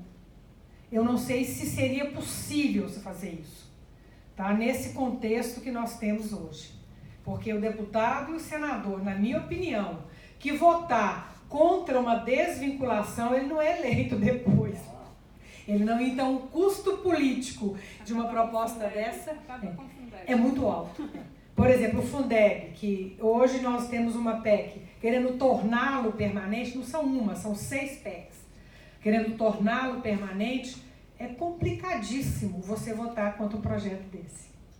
Tá? É extremamente complicado. Viu, professor? Assim, eu acho que é uma situação complicada você ter um quórum na Câmara Alta e na Câmara Baixa que te deem êxito numa proposta dessa natureza. Ok? Obrigada. Espero ter respondido, né? Então, voltando aqui, eu estou atrasadíssima, eu tenho certeza absoluta. Eu devo ter mais 45 transparências aqui, não tem isso tudo, não, brincadeira. Então, aqui só mostrando o quanto que regras fiscais, isso é comum a adoção por outros países. E aqui, no caso brasileiro, nós tivemos recentemente, além da lei de responsabilidade fiscal, que trouxe alguns indicadores, nós tivemos, vocês ouviram falar, na questão do teto de gastos do governo federal, tá? Que é o quê? A fixação de um teto desde a expansão de gastos da União por 20 anos. Por que isso? Eu mostrei lá atrás para vocês a situação crítica de geração sucessiva de déficits. E mostrei também, lembram disso? A questão dos déficits primários, o alto nível de endividamento. Então é necessário, de alguma forma, você conter a despesa. Você tem que fazer isso. E a União se propôs, por meio dessa emenda constitucional, conter aí, né, os gastos dela, pelo menos durante algum tempo. E aí, na realidade, durante 20 anos, que é o prazo, com uma revisão no 10º ano. Tá? Existem algumas exclusões desse teto, e aí entram as transferências intergovernamentais, constitucionais, a complementação do Fundeb, como é o caso do teto de gastos dos governos subnacionais.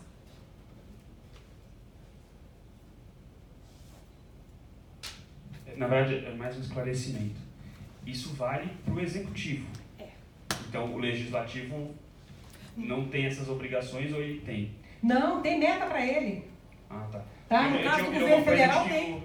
O judiciário não teria, não teria esse teto e que poderia passar tranquilamente do valor estimado. Aqui, ó. Vamos lá. Aqui, ó. Veja o teto de seu novo regime fiscal do governo federal. Olha aqui, ó. Ficam estabelecidos limites para cada exercício, limites individualizados para as despesas primárias. Executivo, Judiciário, Legislativo, Ministério Público e Defensoria Pública da União. Tem sim. No caso dos governos subnacionais, não. Sabe? Então, no caso da União, a chance de sucesso ela é maior. Por quê? Porque muitas vezes é difícil conter os outros poderes. É um pouco mais difícil conter. E o Executivo fica aí numa situação complicada. Extremamente complicada, porque a LRF manda você limitar empenho quando você tem problema de frustração de receita. Como é que você faz isso para o outro poder, meu Deus? É complicado. É uma situação complicada. É uma negociação árdua. Eu não posso falar mais. Existem sanções também no caso da União, tá? De descumprimento do limite. Tá? Cada órgão ou poder, que caso cada órgão ou poder descumpra o limite individualizado no exercício seguinte, até o final do exercício de retorno das despesas ao limite, fica vedado reajuste, criação de cargos, alteração de estrutura, admissão e contratação, realização de concurso, criação ou majoração de auxílios. Então, no caso da União, esse teto de gastos foi bem interessante, porque ele tem um problema sério de geração de déficit. Então, ele precisava fazer essa limitação. Algo que poderia ter sido replicado no caso dos governos subnacionais. Eu vou mostrar para vocês como é que foi. Então, aqui só para mostrar que a expectativa do teto de gastos da União seria conter o crescimento, tá, das despesas primárias, prevendo uma queda aqui de 19,9% em 2016 para 19% em 2018, tá? 19% do PIB.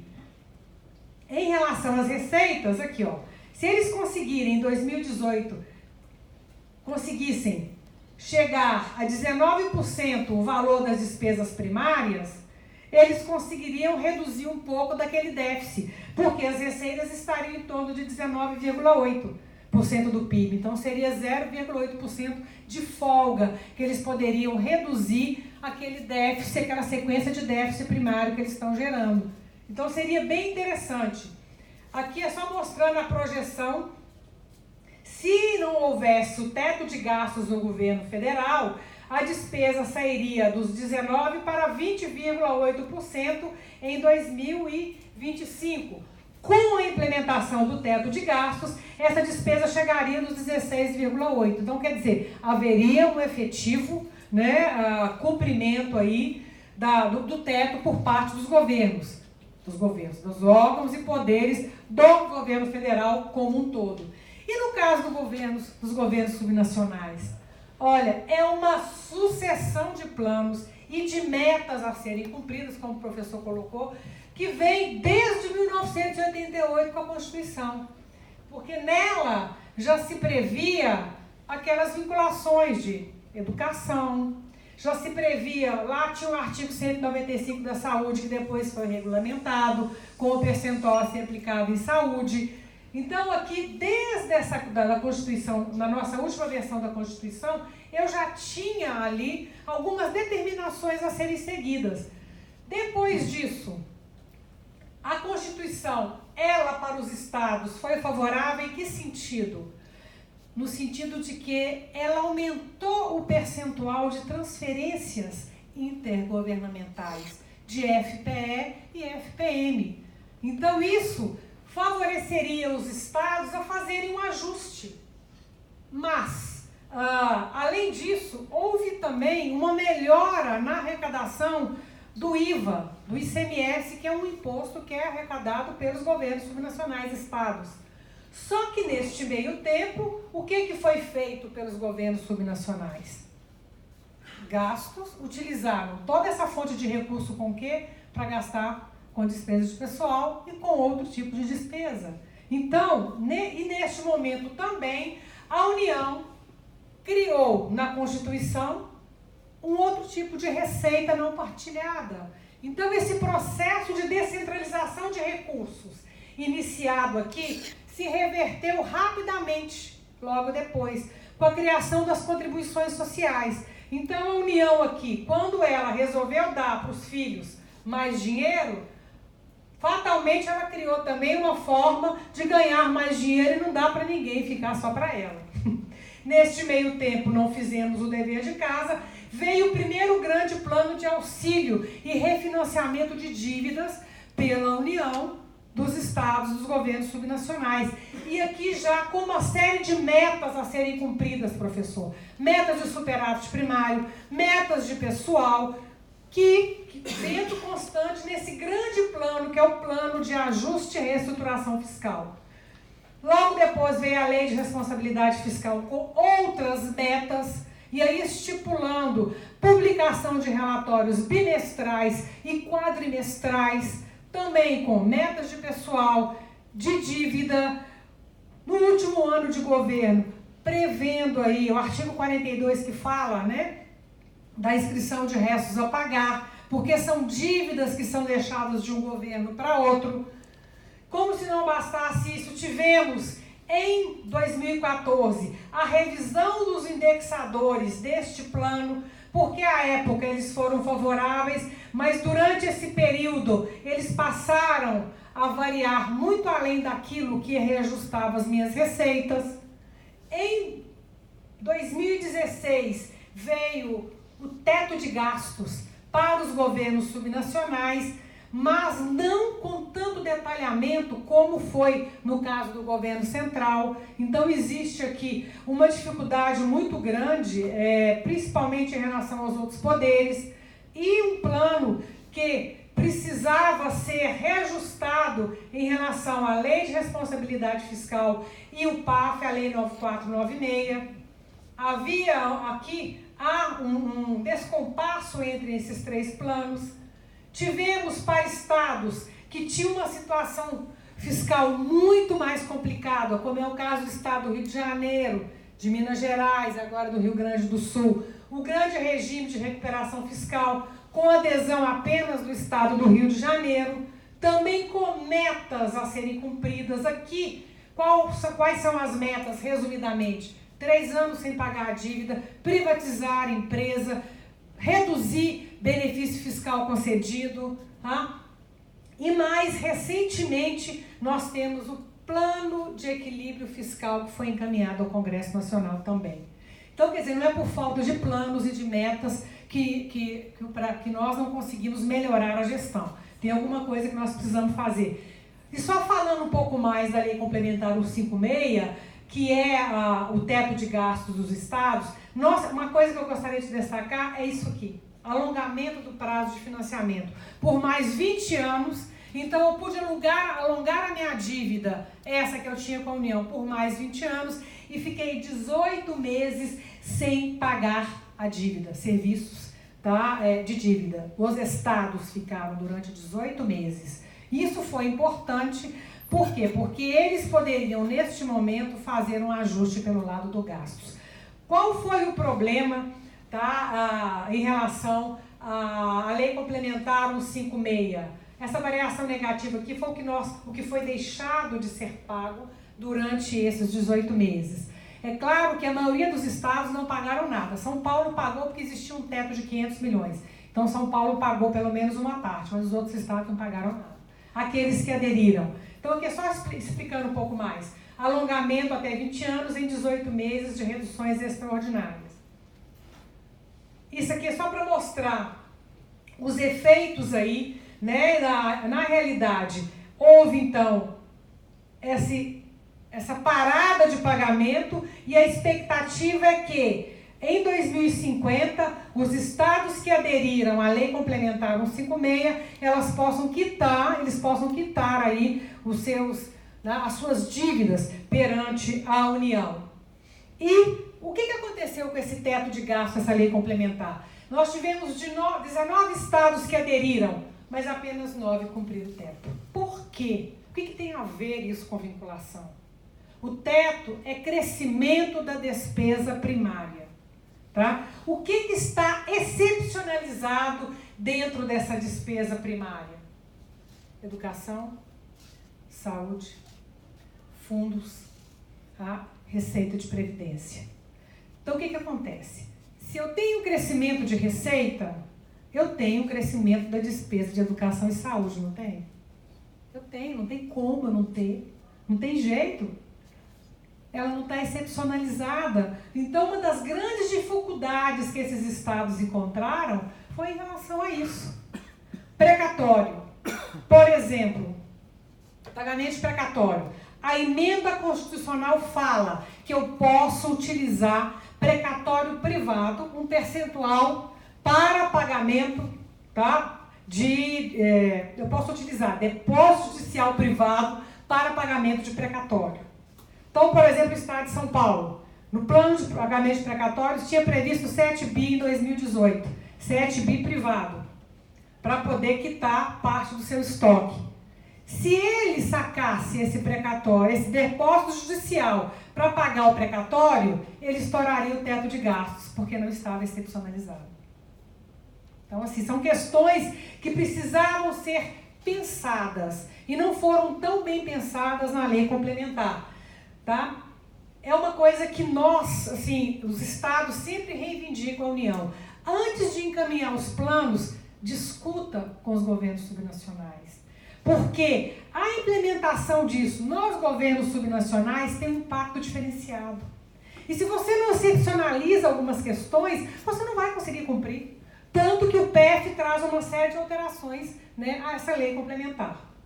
No caso da Previdência, agora vou ter que acelerar, né? No caso da Previdência, você sabe que eu falo demais, né, Patrícia? Nós temos um grande problema na Previdência, tá? Um problema de crescimento crescente aí, crescimento crescente horrível, né? Um problema de despesa, né, crescente, principalmente de inativos, e que isso precisa ser contido. Nós precisamos sim de uma reforma, tá? Aqui é uma simulação, tá? Caso a reforma seja aprovada pela Secretaria da Previdência aqui, ó, que é essa parte, eles acreditam que a gente reduziria esse déficit aqui em 2050, tá? Pela projeção dos relatórios, os réus dos estados, olha aqui, ó, que são são esses aqui, né? E também teríamos em 2050 há valores mais favoráveis até do que a projeção da Previdência. E no PAF, que é o Programa de Ajuste Fiscal, a informação é totalmente diferente daquilo que está nas outras informações dadas tanto pela Secretaria de Previdência quanto pelo relatório resumido de execução orçamentária. Então é onde a gente precisa ter uma certa conciliação de todos esses dados. Por que a reforma da Previdência? Porque as nossas receitas previdenciárias não crescem tanto quanto crescem as nossas despesas previdenciárias. Tá? Então, nesse sentido, será que a situação fiscal também, e uma das despesas, que seria a despesa com previdência que está inserida nela, não seria também um dos problemas a serem considerados, aí não só a vinculação de receitas, no engessamento orçamentário? É uma questão preocupante, por isso nós temos que ter. A DRU e a DREM. A DRU é desvinculação de receita da União, a DREM é desvinculação de receita de estados e municípios. A DRU vem desde 1994, a DREM surgiu em 2016 com a renovação da DRU. Aqui é mais ou menos só a composição de cada uma dessas receitas, DRU e DREM. O que acontece em relação à DREM? Será que isso representa uma folga e um aumento de flexibilidade do orçamento dos estados? Meu Deus do céu, a hora que eu vou calcular a DREM, quais são as exceções? Recursos destinados à saúde e educação, receitas pertencentes a municípios, receitas de contribuições previdenciárias, transferências obrigatórias e fundos instituídos. Não sobra nada. Não sobra absolutamente nada. Então, na realidade, a DRU e a DREM ajudam muito pouco, porque eu tenho que tirar tudo da base para depois eu poder pegar 30%, que é o percentual que eu tenho de desvinculação. Tá? Aí veio a primeira reflexão, tá acabando. A primeira reflexão aqui. Vinculações constitucionais. Ele é o vilão da história ou é um conforto para o gestor setorial? Que é o que o professor colocou aqui. De certa forma, é um conforto para aquelas pessoas dessas áreas que são protegidas por vinculação. Em todo, nem tudo, eles não são só os vilões. Tem outras pessoas, tem outras questões aí juntas, né? E a questão do gasto público anda junto com a vinculação. É uma vantagem para a política pública protegida. É uma oportunidade de ampliação de acesso à política pública por parte da população. É uma oportunidade de melhoria na prestação de serviços. Então, eu tenho algumas vantagens em relação à vinculação. Mas, por outro lado, eu também tenho algumas questões que são preocupantes e precisam ser revistas. Reduzem a liberdade e a flexibilidade na programação de recursos. Há uma dificuldade política de rever as normas vinculadoras, que está muito dentro da pergunta do professor Ricardo de Uberlândia. Tá? Existe uma ineficiência de alguns gestores nas áreas vinculadas. O gastar por gastar. Imagina o coitado lá no norte do país ter que gastar 25%. Ele não tem nem população para isso, gente. Nós temos que pensar nisso. Né? Aí chega no final do ano, o que o cara faz? Compra aquele monte de ambulância e vai entregar. A gente sabe disso. Aquele monte de viatura e vai entregar. Nós sabemos o que é isso, como é que é feita essa questão da política. E aqui, Patrícia, respondendo a sua pergunta, eu trago a importância de revisar a gestão pública da educação. O IDEB faz um levantamento dos gastos por aluno com a educação básica e a nota do IDEB. E aí fica a questão, por que o estado de Sergipe gasta em torno de 5, 6 mil reais por aluno e tem uma nota do IDEB tão baixa? Sendo que o Ceará tem uma nota 5,6 no IDEB e gasta 4 mil por aluno. É aí que está a questão. Nós precisamos avaliar o quê? A qualidade daquilo que está sendo feito. Né? Então, aqui é uma das respostas, tá? Vamos continuar acreditando que só com mais recursos é possível melhorar as políticas públicas? Eu não preciso, será que eu preciso de mais recurso ou será que eu preciso melhorar na minha gestão? Aqui não sou eu que estou fazendo esse quadro, é o IDEB. Né? Então, veja bem aqui, o Pará, por exemplo, que gasta 3 mil, o gasto de aluno com educação, tem uma nota do IDEB maior do que Sergipe, que gasta quase o dobro. O que está acontecendo em relação a isso? E um outro quadro que eu trago para responder a questão que você está falando é em relação à educação. Tamanho do hospital, então, a importância de se revisar a gestão de saúde. Tamanho do hospital e medida da eficiência. 0, mais ineficiente. 1, mais eficiente. Qual que é a média de eficiência aqui, de tamanho do hospital? Vamos supor, se o 1 mede a eficiência, quanto mais leito eu tenho, mais ineficiente eu sou. De hospital aqui com quantos? Mais de 300 leitos. Olha aqui o grau. Mais eficiente, né? Aqui, ó.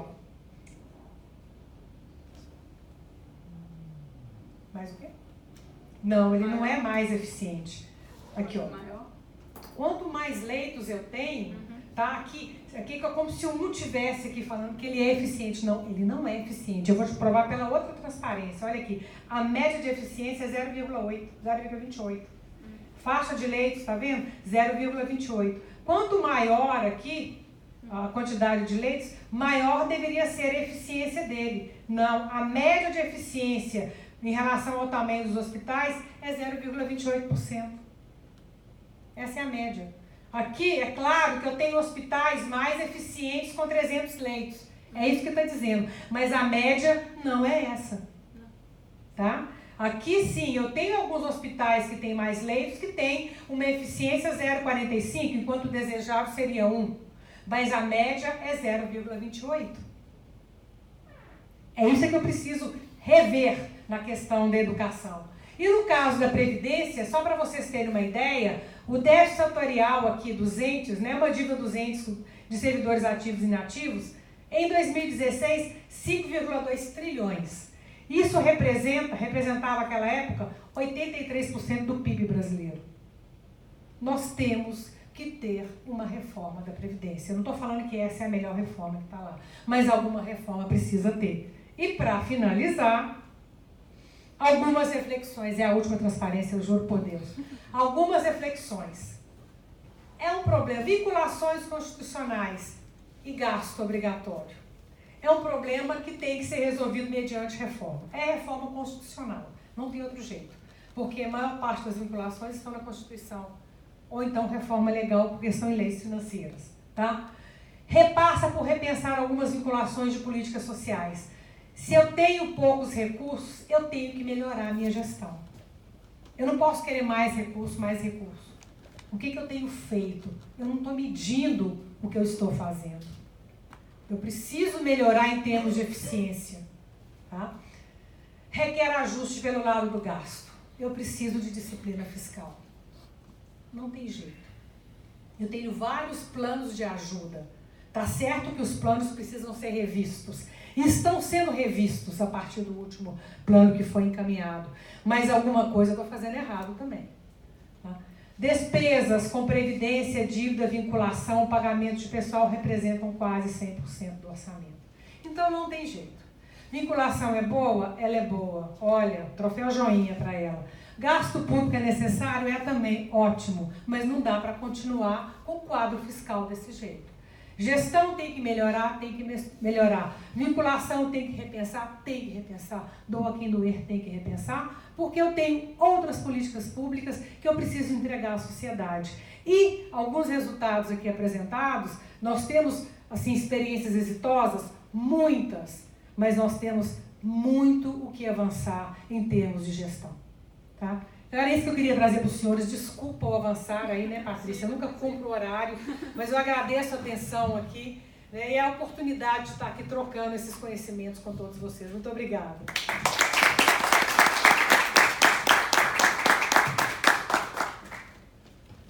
Bom, eu gostaria de agradecer a Célia, e na verdade, durante a apresentação, por que falar de vinculação, desvinculação, no âmbito do ContiGov, que é um grupo de pesquisa vinculado ao estudo das normas de contabilidade. Né? Então, tem várias questões que elas passam aqui por melhorar este padrão contábil. Né? Então, por exemplo, quando eu falo, a gente não sabe o valor das renúncias, então tem normas que estão discutindo como que a gente deve mensurar quais são as renúncias, os benefícios fiscais. Né? Quando foi mencionado pelo professor Valmir que essas medidas não são comparáveis, elas não são, muitas dessas medidas, né? A Célia estava apresentando, eu falei assim, tá, mas será que o Rio de Janeiro não é mais do que 67? Ou o Rio Grande do Sul mais do que este valor? Então, a gente tem muitas regras, mas essas regras, no momento da operacionalização, tem várias decisões que são tomadas, né? Tanto no sentido de flexibilizar ou de tornar as medidas mais rígidas. Então, a possibilidade de que essas medidas sejam comparáveis, então, quando eu olhar o gasto de pessoal com o Rio de Janeiro, eu conseguir comparar com o gasto com o pessoal de São Paulo, Minas Gerais, isso é extremamente desejável. E isso também faz parte de toda essa mudança, né, nos normativos contábeis e nas várias ações que estão relacionadas a esse processo de mudança também. Né? Então, a gente precisa de medidas que são comparáveis e medidas que... Porque, na verdade, não é falta de legislação, mas o que eu percebo é que, na hora de operacionalizar, você perde a essência. Por dois motivos, né? Eu acho que aliás, um dos principais motivos que eu estava conversando com a Célia durante o almoço, é que como também, por que o indicador de endividamento de Estado é 2 vezes a receita corrente líquida, né? Por que o indicador é de 2 vezes a receita corrente líquida para todos os estados?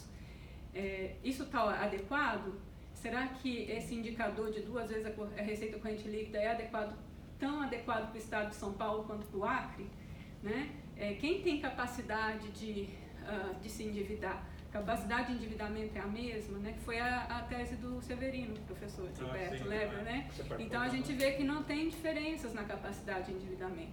E eu acho que o que a gente, quando a gente fala de contabilidade e de política fiscal e, consequentemente, de resultados de políticas sociais, é exatamente essa possibilidade de rediscutir esses parâmetros, né? Como que a gente pode trazer números que nos possibilitem, não só números, né, mas regras de como eu conto, como é que eu tenho que contar o que acontece em cada um dos entes, e poder rediscutir esses parâmetros, né? Eu acho que é inevitável a gente... o operacional já está sendo rediscutido, né?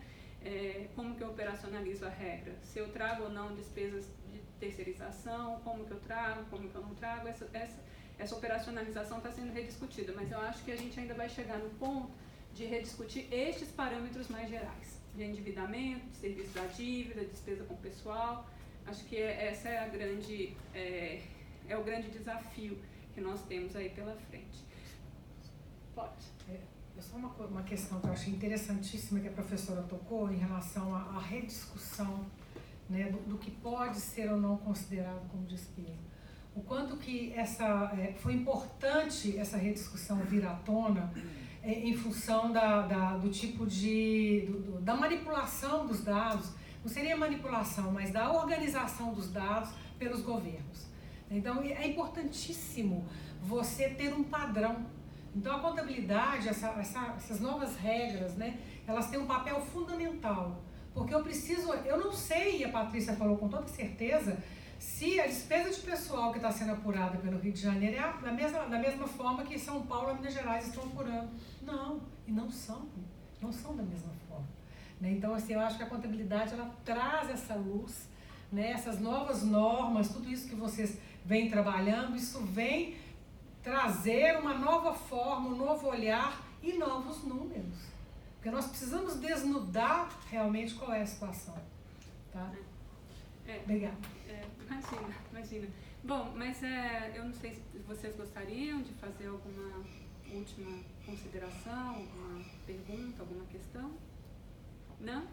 Então, se não, eu agradeço imensamente a Célia, espero que você esteja aqui em outras oportunidades, né? Porque cada termo aqui, eu tenho certeza que cada um dos termos, como assim, despesa primária, cada um desses vocês, né, ficaram pensando qual é o significado exato, como que eu posso analisar, né, como que isso interfere, como eu registro, reconheço passivos. Eu acho que cada um de nós saímos aqui com várias questões.